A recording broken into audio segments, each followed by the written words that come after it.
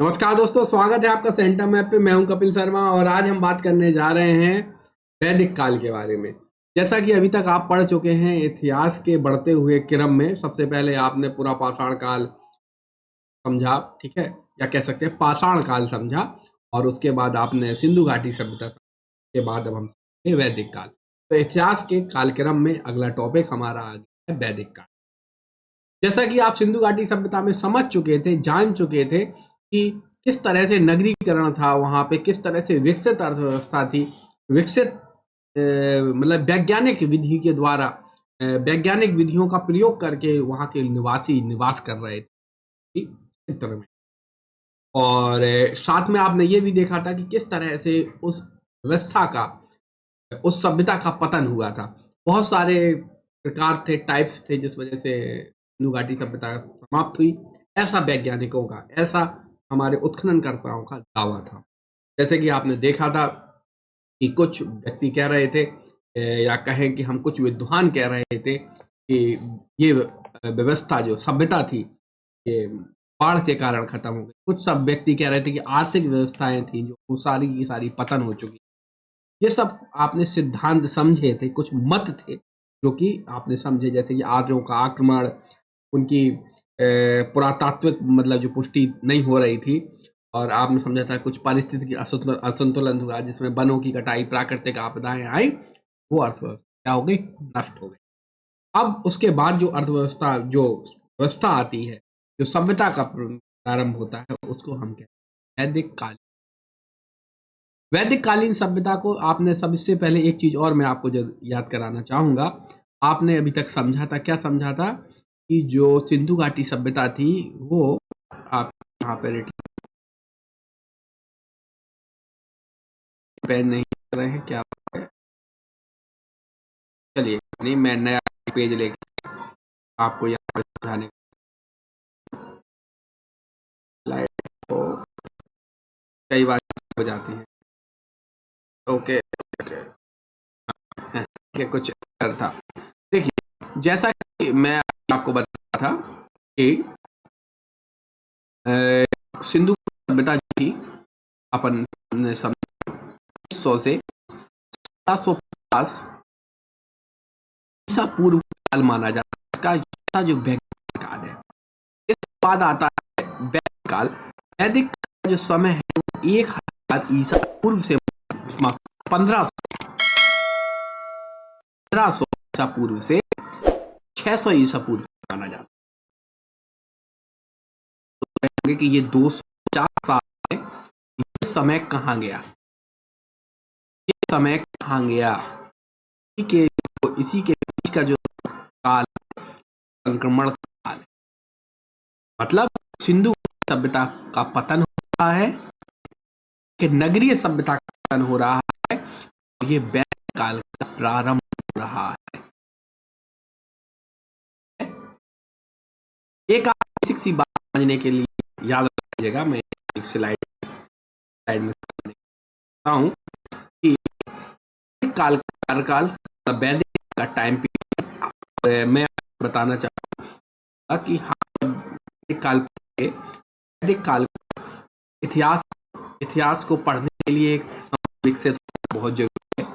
देखते हैं सारे बच्चे कहते हैं कि हमें चीजें याद नहीं रह रही, इतिहास जब तब समझ आता है, इसके बाद इतिहास भूल जाता है। इस तरह की कोई समस्या ना हो, इस मैंने ये आपके सामने एक सेकेंड इसको और थोड़ा क्लीन कर, ताकि ये आ रहा है, ये लेआउट में आपको सही समझ में आए।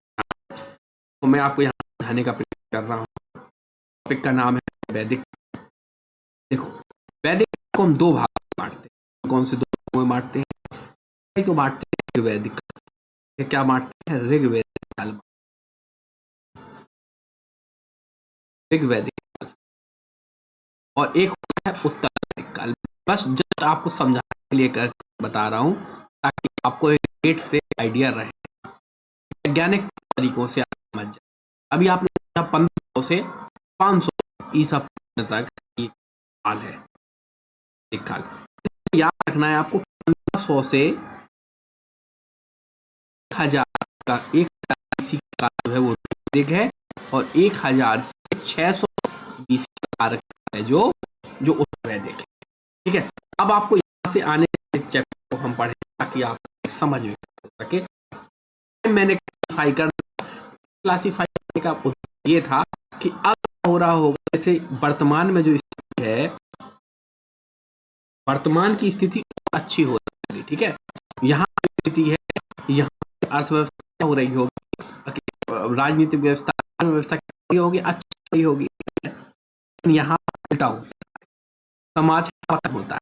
यहाँ से जैसे ये समझाने का से प्रयास कर रहा है।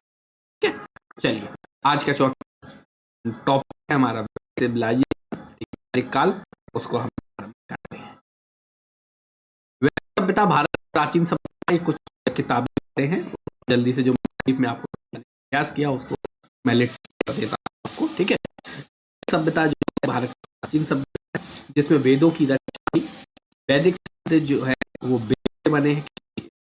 काल जो समय जो है वेद का काल है। ठीक है, शब्द जो है वेद से बना, अर्थ होता है ज्ञान, और अर्थ है जिसका अर्थ ज्ञान। वैदिक संस्कृति के निर्माता कौन थे? वैदिक संस्कृति के निर्माता थे आर्य। पहली बात आपको याद रखनी है, वैदिक संस्कृति का अर्थ क्या है? ज्ञान से है। और वैदिक संस्कृति के निर्माता कौन है? आर्य।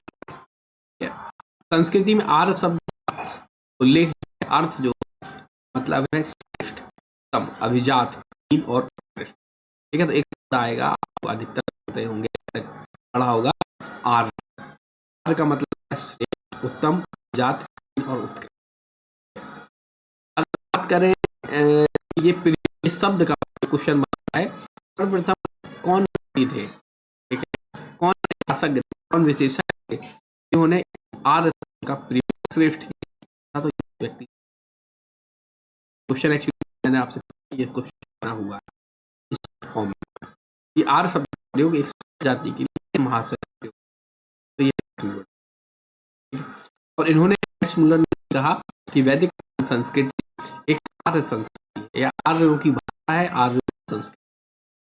ठीक है, अध्ययन की विधा से वैदिक संस्कृति दो भागों में बांटा जाता है, ऋग्वैदिक, उत्तर वैदिक।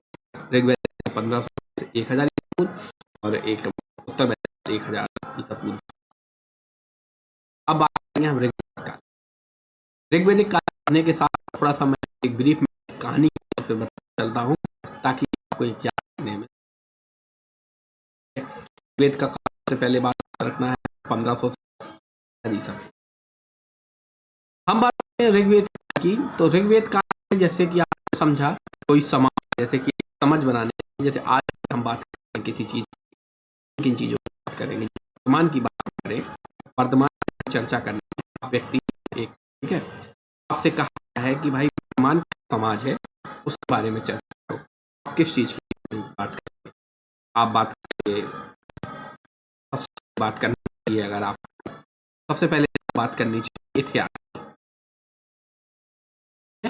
कि वर्तमान का इतिहास जो हम पढ़ा, ठीक है, पॉइंट ऑफ व्यू पे आप बात करनी चाहिए वर्तमान समाज का यहाँ पे हम दक्षिण एशिया में रहते, दक्षिण एशिया भाग गोल में पर्वत, पहाड़, ये सब आ जाएगा।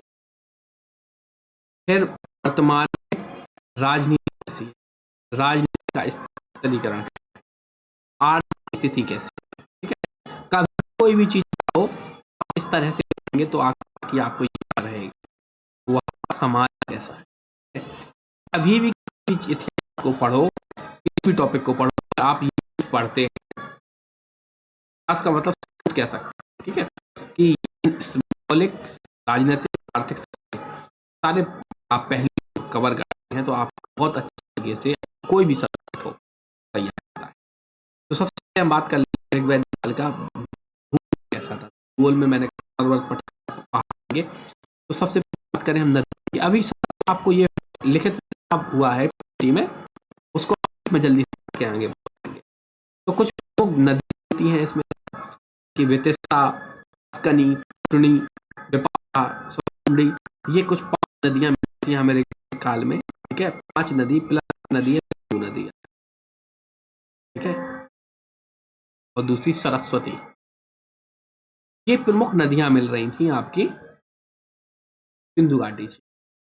बात करें पहाड़ से, तो पहाड़ों में मंजूवत श्रेणी का उल्लेख मिला है ऋग्वेद में। ठीक है, मंजूवत श्रेणी, मंजूवत पर्वत था, वहां पे सोम पौधे की प्राप्ति होती थी। और भूगोल में बात करेंगे तो पहाड़ हो गया, मरुस्थल। ठीक है, तो ये भी बात मालूम चली है ऋग्वेद से कि धन्व एक शब्द मिला है, धन्व। धन्व शब्द का प्रयोग इन्होंने किस लिए किया है? इन्होंने मरुस्थल के लिए किया है ऋग्वेद के में हमें इस तरह। तो ऋग्वैदिक कालीन लोग जो थे वो किससे परिचित थे? नदियां थी, पहाड़ थे, मंजूवत पर्वत अभी आएगा आपका, ठीक, और मरुस्थल से ही पर। अब हम बात करें अगर राजनीति की जगह आर्थिक की, आर्थिक व्यवस्था किस तरह की थी ऋग्वेद काल? तो ऋग्वैदिक कालीन जो अर्थव्यवस्था थी वो कृषि पर आधारित, कृषि पर आधारित थी, और सेकेंडरी उनका पशुपालन था। जो दूसरा काम था वो पशुपालन। ये अर्थव्यवस्था थी इनकी। बहुत सारे शब्द हैं आर्थिकी से संबंधित। और आर्थिकी में बात करें कि और क्या था, वहां पे शिल्प था, लेकिन बहुत कम मात्रा में। अर्थव्यवस्था का प्रमुख कारण काम वहां पे कृषि से। शिल्प होता था, मिट्टी के बर्तन हो रहे थे, ठीक है, ताम पाषाण कालीन की संस्कृति के आगे है तो आप जानते ही हैं, तांबे का भी प्रयोग हो रहा था। व्यापार जो था वो सीमित था। तो ये सारी चीजें, ये स्वरूप स्वरूप था। अगर बात करें राजनीति की, कबीलाई समाज था। कैसा समाज था? कबीलाई समाज था ऋग्वेद। और निर्वाह मूलक अर्थव्यवस्था थी, एक प्रकार से कह सकते हैं, जीवन यापन हो रहा था। ठीक, तो ये ऋग्वैदिक काल की। और समाज अब आप समझ चुके हैं, जब समाज है तो मतलब जीवन यापन कर रहा है। ठीक है, तो चलिए अब हम इसको, जो चीजें हमने एक डिस्कस की, एक समझ बनाने की, अब हम एक प्रॉपर वे से ऋग्वेद। ठीक है, ऋग्वेद संहिता है, जो ऋग्वेद के बारे में हमें जानकारी मिलती है, जो चीज हम, ये सारी चीजें स्रोत हमें जहाँ ज्ञान मिल रहा है ऋग्वेद का, वो ऋग्वेद संहिता से प्राप्त हो रहा है। ठीक है, और ये एकमात्र साहित्यिक स्रोत है वेद का। बात करें कि सिंधु घाटी सभ्यता एक शहरी नगरीय सभ्यता थी, वहीं ऋग्वैदिक कालीन एक ग्रामीण सभ्यता। इस बात को आपको याद रखना है, मोस्ट इंपॉर्टेंट है, यहाँ पे मैं आपको हाईलाइट कर दे। और जो आर्य थे उनका शुरुआती जीवन है जो कि पशुचरण, मतलब पशुओं को पाला करते थे, तो खाद्य पदार्थ प्राप्त होते थे, उनका उपयोग करते थे, और पशुओं की चराई किया करते। फिर उसके बाद इन्होंने कृषि करना प्रारंभ किया, जो कि नामात्र शुरुआती दौर पे ऋग्वैदिक काल। जब सिंधु घाटी सभ्यता हो गया, ये लोग गांव चले, गांव में जंगलों में रहने लगे, और वहां ही अर्थव्यवस्था, मतलब निर्वाह मूलक उन्होंने अर्थव्यवस्था कहें, जीवन यापन का साधन बनाया। फिर धीरे धीरे विकसित की तो ग्रामीण अर्थव्यवस्था। सन 14 ईसा पूर्व के बोगच कोई, एशिया माइनर के एशिया माइनर बोगच कोई में एक अभिलेख प्राप्त होता है। वो ऋग्वैदिक कालीन देवताओं के बारे में, ऋग्वेद के समय में, ऋग्वेद काल में इंद्र, वरुण, मित्र और नासत्य नाम के कुछ प्रमुख देवता थे। इस अभिलेख से अनुमान लगाया जाता है वैदिक कालीन जो आर्य थे वो ईरान से आए, या कह सकते हैं ईरान से होकर भारत आए थे। अलग अलग विद्वानों के अलग अलग विचार हैं इस बात के कि कौन सा विद्वान, कौन आर्य कहाँ। मैक्स मूलर कहते हैं तिब्बत से आए, बाल गंगाधर तिलक और कहते हैं, सब अलग अलग विद्वानों की बात करें। और ईरान से कनेक्शन हमें जो वैदिक कालीन आर्य होता है, उसका कारण और है कि जो ऋग्वेद की अनेक बातें जो हैं, ईरानी भाषा का प्राचीनतम ग्रंथ है अवेस्ता। ठीक है, इसमें भी वही बातें उल्लेखित हैं, जिससे इस बात का और प्रमाण होता है कि ऋग्वैदिक काल आर्य जो थे ईरान से सब। पढ़ते हैं आगे आगे और समझते हैं। अब वैदिक कालीन भौगोलिक विस्तार, जो मैंने आपको जल्दी जल्दी में बता दिया था, ये एक ब्रीफ दे दिया था चर्चा, उसको हम डिटेल्स में पढ़ें।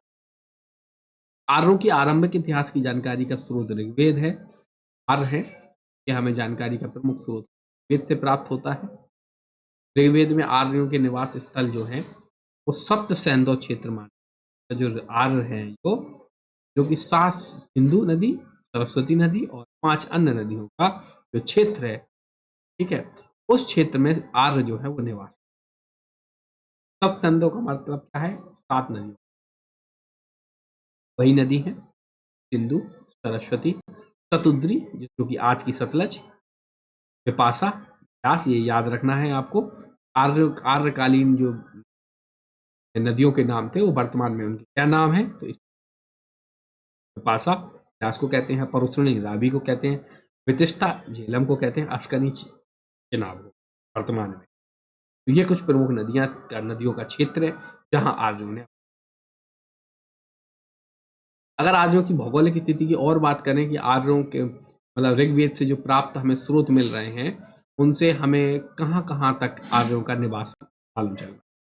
तो इस ऋग्वेद संहिता से हमें मालूम चलता है कि जो आर्य थे वो अफगानिस्तान, वर्तमान का पंजाब, भारत और पाकिस्तान दोनों वाला, ठीक है, और पश्चिमी उत्तर प्रदेश तक इनका एरिया था जहाँ लोग निवास कर, या कह सकते हैं हम सतलज नदी से लेके यमुना नदी जो है नोत्री से निकल के दिल्ली प्रमुख शहर होते हुए, दिल्ली जैसे प्रमुख शहर होते हुए हमीरपुर के पास इसमें 3 नदी आके मिलती है और ये प्रयागराज में गंगा में मिल, ठीक है। तो सतलज से लेके आपके यमुना तक का जो क्षेत्र था तो ब्रह्मवत क्षेत्र कहते थे, जहां तक ऋग्वेद संहिता के अनुसार आर्यों का। एक प्रमुख फैक्ट है कि मनुस्मृति में सरस्वती और दृश्यद्वती नदियों के बीच के क्षेत्र को ब्रह्मवत क्षेत्र पुकारा गया है, इसीलिए हम सतलज से यमुना तक के क्षेत्र को ब्रह्मवत क्षेत्र। तो इसका उल्लेख जो है ब्रह्मवत क्षेत्र है, इसका उल्लेख हमें कहाँ मिलता है? और अगर कुछ बात करें इसको लेके इस कहाँ कहाँ इनका विस्तार था, कुछ हमें साक्ष्य से मिल रहे हैं जो ब्रह्मसी देश कह रहे हैं, जो कि गंगा व यमुना का दोआब क्षेत्र है, वहां पे आ रहे हैं, ठीक है। और कई साक्ष्य ऐसे प्राप्त होते हैं, कई वैज्ञानिक कई सोर्सेज उस गीता के अनुसार बताते हैं कि संपूर्ण उत्तर भारत के क्षेत्र में आर्यों का विस्तार था और ये पूरा क्षेत्र आर्यवत कहलाता था। इतना इम्पोर्टेंट नहीं है ये, ठीक है, लेकिन हाँ जान लीजिएगा ऋग्वेद के नदी सूक्त केवल 21 नदियों का वर्णन करता है। वेद संहिता है सूक्त में 21 नदियों का यहाँ है हमें ऋग्वैदिक कालीन अर्थव्यवस्था में, जिसमें सबसे महत्वपूर्ण ऋग्वैदिक कालीन नदी सिंधु है, ठीक है, और सर्वाधिक पवित्र नदी जो सरस्वती है, जैसे देवीत्मा, मातेत्मा और नदीत्मा कहा गया। ये मोस्ट इंपोर्टेंट दोनों याद है। सर्वाधिक महत्वपूर्ण नदी सिंधु है, सर्वाधिक पवित्र नदी में कौन सी है? सरस्वती। देवीत्मा, मातेत्मा और नदीत्मा कहा गया, ठीक है। ऋग्वेद में गंगा का नाम कितनी बार उल्लेख किया गया है? ऋग्वेद में गंगा का नाम 1 बार उल्लेख, जबकि यमुना का नाम 3 बार उल्लेख। मोस्ट इंपोर्टेंट, ऋग्वेद में गंगा का नाम 1 बार उल्लेखित है जबकि यमुना 3 बार। ऋग्वेद में हिमालय पर्वत और इसकी चोटी मंजूवत का भी उल्लेख, जैसा कि बताया था जब पर्वत की बात कर रहे थे, इस पर्वत की मंजूवत पर्वत हिमालय। ऋग्वेद कालीन प्रमुख नदियां हैं जिसकी वर्तमान में आधुनिक नाम क्या है, हम जल्दी से चर्चा पहले हम ऋग्वेद के समाज पे। पहली मोस्ट इंपोर्टेंट नदी है परुष्णी। परुष्णी नदी वर्तमान में नाम है रावी, शतुद्री, सतलज नाम से ही पता चल रहा है, अस्कनी, चेनाब, ये आपको याद करने हैं, ये मोस्ट, कोई इसमें बात। वितिस्ता, विपाशा, व्यास, गोमती, मल, कुंभा, काबुल, सदानीरा, डक, कुर्मू है ये, तो कुर्रम नाम है आज, सिंधु इसका नाम है इंडस। ये प्रमुख नदियां हैं ऋग्वैदिक कालीन जिनके बढ़। अब बात कर लें हम समाज की, ऋग्वैदिक समाज की क्या स्थिति। तो ऋग्वेद का समाज जो था वो पितृसत्तात्मक, पिता का शासन, इस तरह आज आप वर्तमान हर परिवार में क्या है पेट्रियोटिक की मैं बढ़ावा नहीं दे रहा हूँ, बात कर रहा हूँ जो सबसे बुजुर्ग व्यक्ति बड़े व्यक्ति हैं उनकी चलती है। उसी समय मतलब उस समय ऋग्वैदिक समाज में पितृसत्तात्मक समाज कैसा समाज था? पितृसत्तात्मक समाज था, ठीक है? और जो सामाजिक संगठन का आधार था वो गोत्र था। जन्म मूलक से बात करते था उस समय समाज की आप परिवार में जन्म हुआ ऐसा नहीं है, लेकिन हाँ, आप कुछ भी व्यापार करते थे उस आधार पर आपका जाति की बात करें, जाति वगैरह भी आने समय वाले उत्तर वैदिक काल में समाज को 4 जातियों में बाँटा, ठीक है? जिसमें हम चर्चा करें, ठीक है? समाज की सबसे छोटी इकाई परिवार हुआ करता है। परिवार या जिसको कुल कहते थे, ने मोटी-मोटी बात समझी। समाज में प्रमुख व्यक्ति कौन था? पिता था या पितृसत्तात्मक समाज था। सामाजिक संगठन का आधार क्या था? गोत्र था। और सबसे छोटी परिवार की मतलब समाज की सबसे छोटी इकाई जो थी परिवार थी। इसका मुखिया क्या होता था? घर का पिता होता था। जिसे क्या कहा जाता था? जिसे कहा जाता था कुलम, ठीक है? कुलम कहा जाता था। पितृसत्तात्मक समाज के होते हुए भी महिलाओं को यथोचित सम्मान, महिलाओं की स्थिति अच्छी थी। आप याद रख लीजिएगा जो वर्तमान में ऋग्वैदिक कालीन में समाज में महिलाओं यहाँ तो जब से महिलाओं की स्थिति बराबर गिरती है, ठीक है? आने वाले समय में आप इतिहास में मध्यकालीन में आप सभी में समझ, ठीक है? तो सबसे अच्छी महिलाओं की स्थिति यहाँ पे महिलाओं को यथोचित सम्मान था, घर में किया जाता था, महिलाओं को यज्ञ में शामिल किया जाता था, ये सारी बातें ऋग्वैदिक काल में जो था वो संयुक्त परिवार की प्रथा तरह की परिवार कैसा था? परिवार जो था वो संयुक्त था, दादा नानी नानी नाना नानी पोते आदि के लिए शब्द प्रयोग किया जाता नप्त, दादा नाना नानी नाती पोते इन सब नप्त शब्द। आपने अभी तक की जब इतिहास शुरुआत की थी तो मैंने बताया था ऋग्वेद में 10 मंडल थे, है ना? 228 सूक्त थे। तो ऋग्वेद के जो 10वां मंडल था उसमें 4 क्योंकि वो सबसे बाद में जोड़ा गया, ठीक है? तो ऋग्वेद के जो 10वां मंडल है उसमें पुरुष सूक्त जो है उसमें उसमें 4 वर्णों की उत्पत्ति की, ठीक है? जिसके अनुसार ब्राह्मण कहा गया उसमें 10वें मंडल में ये बात बोली गई है। इसमें कहा गया विराट पुरुष की मुख से ब्राह्मण का जन्म, क्षत्रिय का भुजाओं से, वैश्य का जांघों से, शूद्र का पैरों से। देखो ये ऋग्वेद काल में बोला गया है जो कि 10वें मंडल में बोला गया, मैं उसकी बात कर। इस काल में स्त्रियां जो थी, महिलाएं जो थी वो अपने पति के साथ लेती थी। और जो हमें ऋग्वेद संहिता से जानकारी मिलती है कि बाल विवाह नहीं था। आप समाज समझ सकते हैं समाज कितना प्रोग्रेसिव था। अभी मैं कह रहा हूं समाज यहां से ऋग्वेद से यहां गया। बाल विवाह, सती प्रथा, पर्दा प्रथा, समझ सकते हैं कितना आज समाज पर्दा प्रथा जैसी प्रथाएं जो है वो प्रचलन में। हाँ, प्रोग्रेसिवनेस देखिए आप, विधवा विवाह प्रचलन था, विधवा विवाह का प्रचलन था ऋग्वैदिक समाज। और आगे समाज की बात करें ऋग्वैदिक समाज की, ऋग्वैदिक समाज में जो महिलाएं आजीवन अविवाहित रहती थी उनको उनके लिए एक शब्द का प्रयोग था जिसको कहा जाता था अमाजु, ठीक है?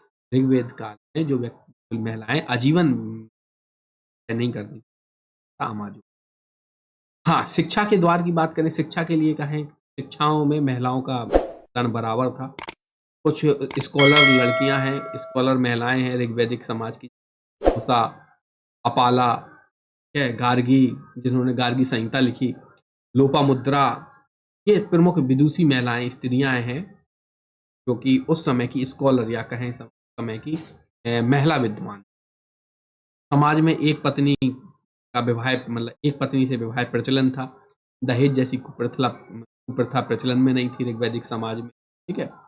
हाँ, एक शब्द था जिसको कहते हैं वहतु, आप नोट डाउन, वहतु ये कन्या को दिया जाने वाला उपहार था जिसको आज हम दहेज कह सकते हैं, ठीक है? तो मैं जो कन्या को अपने पिता के द्वारा जो गिफ्ट एक प्रकार से दिया जाता था तो वहतु कहते थे ऋग्वैदिक का। हाँ, एक प्रथा थी नियोग प्रथा, ये फेमस है नियोग प्रथा। ये पुत्र प्राप्ति के लिए की जाती थी। ठीक है। और ऋग्वैदिक काल में जो है दास का प्रचलन नहीं मिल रहा। हाँ, अगर दास था मतलब दास एज ए दास का प्रयोग नहीं होता था, ऐसे काम करने मतलब हेल्प करते थे एक दूसरे की खेतों में जाके, इसने उसकी खेती करा दी, उसने इसकी खेती करा दी, लेकिन दास प्रथा का हमें प्रचलन नहीं मिला। हाँ, उस समय के जो इतिहास हमें ऋग्वैदिक काल के समय का जो हमें इतिहास रोम का और यूनान का प्राप्त हुआ है, उसमें हमें दास प्रथा मिला है, ठीक है, लेकिन हमारे ऋग्वैदिक काल में नहीं। अब ऋग्वेद के काल में समाज की बात कर रहे हैं तो भोजन की बात कर लेते हैं। तो ऋग्वेद के काल में मैंने आपको बताया कि ग्रामीण अर्थव्यवस्था थी, जंगलों में निवास कर रहे थे, तो सिंपल सी बात है मांसाहार कहीं ना कहीं होगा, रहा होगा। तो ऋग्वेद काल के आर्य हैं वो मांसाहारी और शाकाहारी दोनों प्रकार का भोजन करते थे। और ऋग्वेद में सोम और सुरा चलन भी है मिलता है। सोम रस मतलब आज के लिए आप अल्कोहल कह सकते हैं। और जो आर्यों के वस्त्र होते थे, जो कपड़े होते थे, सूत और ऊन के होते, चर्म के भी होते। तो इस तरह से ऋग्वैदिक काल का आपने समाज समझा। अब समाज में कुछ हम बात कर लेते हैं संस्कारों की बात। आज समाज जो है में विवाह एक पवित्र संस्कार था। आप एक पत्नी की प्रथा थी वहाँ पे, ठीक है। समाज में 2 प्रकार के विवाह के प्रचलित थे। कौन से विवाह प्रचलित थे? एक था अनुलोम विवाह और एक था प्रतिलोम। अनुलोम विवाह इसमें उच्च वर्ण का पुरुष होता था और निम्न वर्ण की, एक था प्रतिलोम विवाह, उच्च वर्ण की स्त्री होती थी और निम्न वर्ण का पुरुष। याद रखिएगा 2 विवाह प्रकार के विवाहों का चर्चा हो रही है ऋग्वेद में, अनुलोम विवाह और प्रतिलोम, ठीक है। नर्तकी आपने सिंधु घाटी सभ्यता में देखा कि नर्तकी की मूर्ति मिली है तो नृत्य गायब हो नहीं जाएगी, मनोरंजन, ठीक है। तो नर्तकियों द्वारा विशिष्ट परिधान पहना जाता था जिसको पेशस, एक शब्द है विसर्ज, विसर्ज, ठीक है। तो विसर्ज शब्द जो है वो ऋग्वेद में वैद्यों के लिए, वैद्य के लिए विसर्ज जो है वो अश्विन देवता को कहा जाता था। मृतकों को प्राय अग्नि में जलाया जाता था लेकिन कभी कभी दफनाया भी जाता था, ये बात याद रखना ऋग्वैदिक, ठीक है। तो ऋग्वैदिक काल की आपको महिलाओं के बारे में मालूम चल ही गई है बात की, वो फ्रीडम थी, ठीक है, आज़ादी थी, उनको इक्वालिटी थी, आज़ादी भी थी, उनको इक्वालिटी थी। और वो यज्ञों में भी भाग ले रही थी, ठीक है, उनको बराबर का दर्जा था। सती प्रथा जैसी उनके लिए कुप्रथा जो थी, ठीक है, और फ्री थी वो, ठीक है। अब बात करेंगे हम ऋग्वेद काल की राजनीतिक स्थिति में, ठीक है। फिर इसके बाद राजनीतिक स्थिति, आर्थिक स्थिति, प्राचीन नाम, धार्मिक स्थिति, प्रकार ऋग्वैदिक काल, वैदिक काल को हम आगे बढ़ेंगे, ठीक है। तो चलिए अब हम बात कर रहे हैं ऋग्वैदिक काल की राजनीतिक। कैसा समाज था, जैसा कि मैंने ब्रीफ में बता ही चुका था ताकि आपको एक अंडरस्टैंडिंग बने, है ना। तो ये कबीलाई समाज था ऋग्वैदिक समाज। ऋग्वैदिक समाज कबीलाई, कबीलाई आधारित। ऋग्वैदिक लोग जनों व कबीलों में विभाजित कैसे थे, जनों में और जन, फिर जैसे आज का जो हो गया जनपद, ठीक है। अभी इसके बारे में कबीले का एक राजा होता था जिसे कहा जाता था, याद रखिएगा अभी बातें आर्यों, अभी मैं पूरा सब ब्रीफ में आप आर्यों को पंचजन भी कहा जाता है क्योंकि इसमें 5 कबीले थे जिनके नाम थे अनु, रुहु, पुरु, पुरवस और यदु। तो याद रखिए आर्यों के 5 कबीले थे जिन इस वजह से इनको कहा जाता था आर्यों को पंचजन।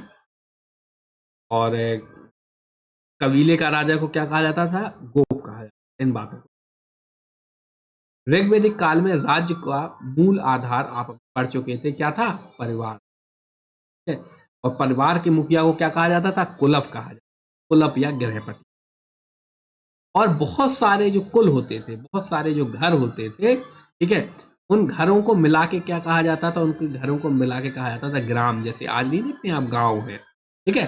तो गांव कैसे बना है, बहुत सारे परिवारों को मिला के गांव बना है, ठीक। और इस गांव के प्रमुख जो व्यक्ति होता था जिसको आज आप प्रधान कहते हो, सरपंच कहते हो, ऋग्वैदिक काल में उसको कहा जाता था ग्रामीणी। ठीक है, घर का मुखिया कौन है? कुलप। ठीक है, या गृहपति। और बहुत सारे घरों का एक व्यक्ति जो गांव का प्रमुख है उसको क्या कहा जाता था? ग्रामीणी कहा जाता। ठीक है, और अब पहले आपने समझा कि बहुत सारे परिवार थे। परिवार क्या हो गए? परिवार हो गए ग्रामीणी हो गए। ठीक है, अब एक गांव हो गया, अब एक बहुत सारे गांव हो गए।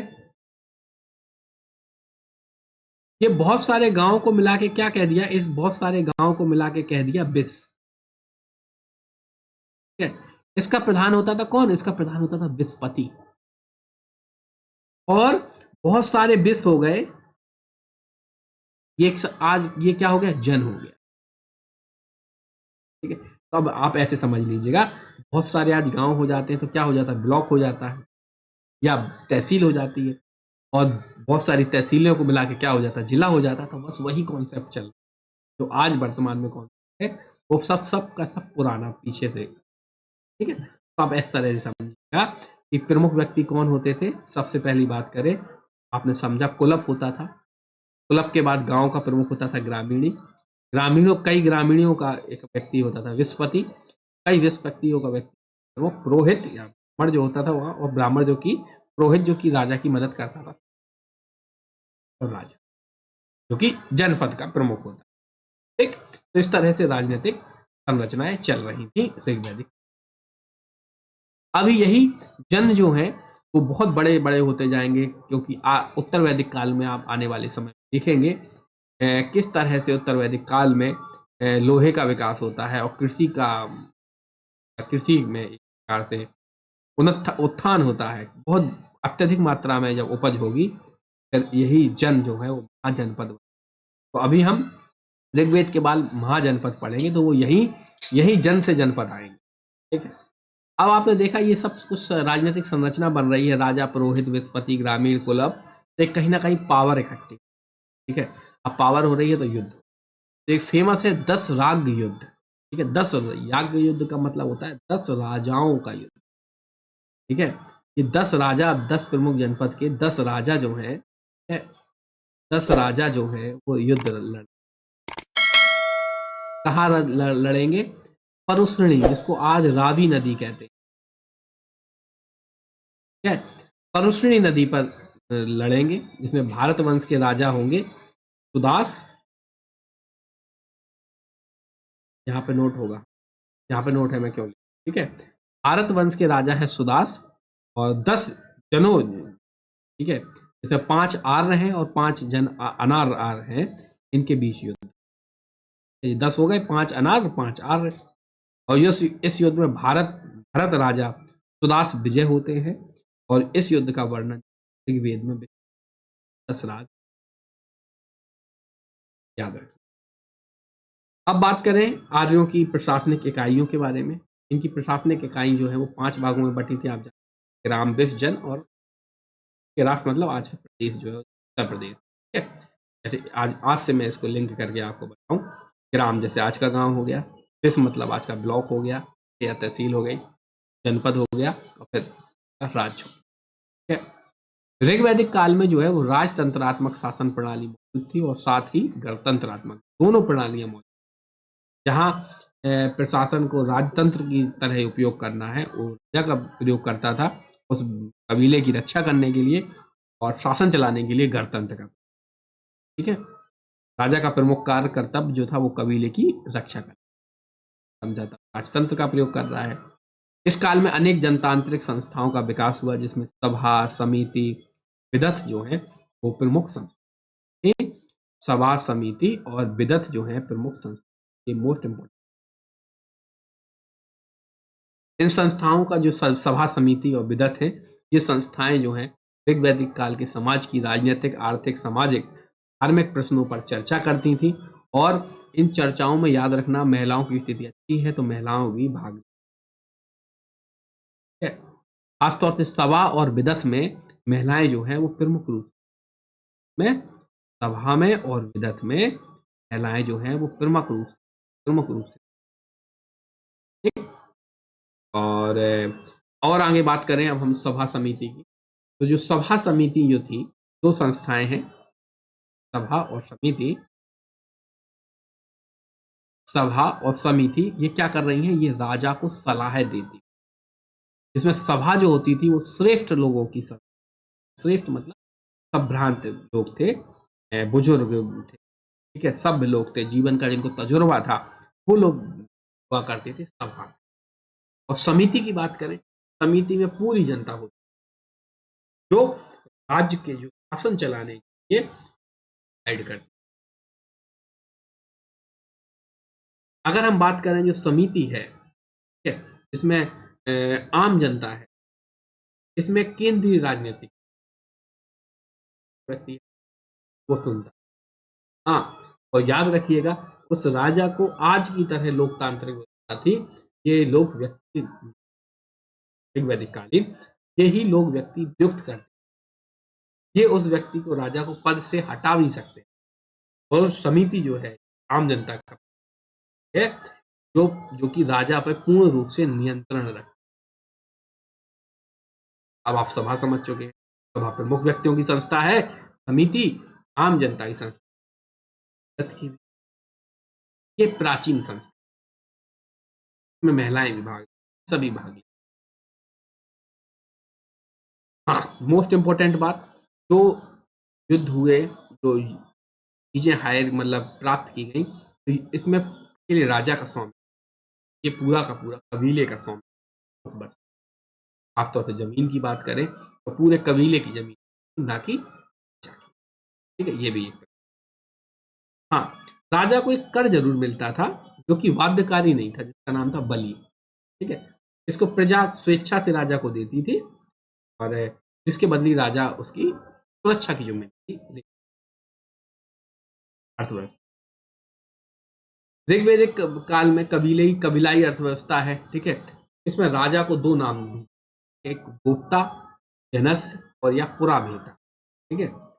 तो ऋग्वेद के राजा को गोप्ता जनस अर्थात कबीले का संरक्षक तथा पुराभेता अर्थात नगरों पर विजय पाने की कहा।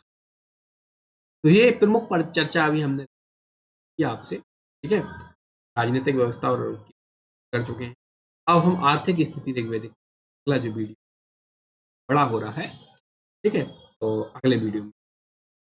तो थैंक यू, मिलते हैं आपसे अगले लेसन में। प्लीज कमेंट करके आप इस सुझाव हो तो सुझाव दीजिएगा हमको, ताकि हम और बेहतर। थैंक यू, मिलते हैं अब अगले लेसन में। इस वीडियो को आप चैनल को सब्सक्राइब कर दीजिए, इंफॉर्मेशन मिले आगे काम। Like and share with your friends and subscribe to our Centum app YouTube channel.